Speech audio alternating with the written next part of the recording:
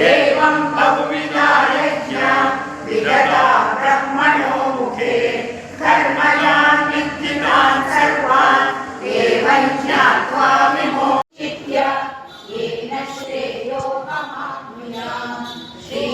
श्रीभगवानुवाच लोकेऽस्मिन् द्विविधा निष्ठा पुरा प्रोक्ता मया नघ ज्ञानयोगेन साङ्ख्यानां कर्मयोगेन योगिनां न कर्मणामनारम्भात् नैष्कर्म्यं पुरुषोऽश्नुते न च सन्न्यासनादेव सिद्धिं समधिगच्छति न हि कश्चित् क्षणमपि जातु तिष्ठत्य कर्मकृत् कार्यते हर्षः कर्म सर्वप्रकृतिजैर्गुणैः कर्मेन्द्रियाणि संयम्य यवास्ते मनसा स्मरन् इन्द्रियार्थान् विमूढात्मा मिथ्याचारः स उच्यते यस्त्विन्द्रियाणि मनसा नियम्य मोक्षसे शुभात् राजविद्या राजगुह्यं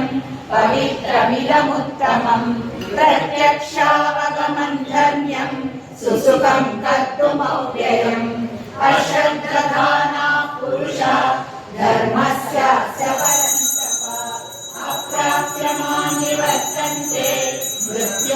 मृत्युसंसारवर्त्मनि मया ततमिदं सर्वं जगदौ व्यक्तमूर्तिना मत्स्थानि सर्वभूतानि न चाहं तेष्वस्थितः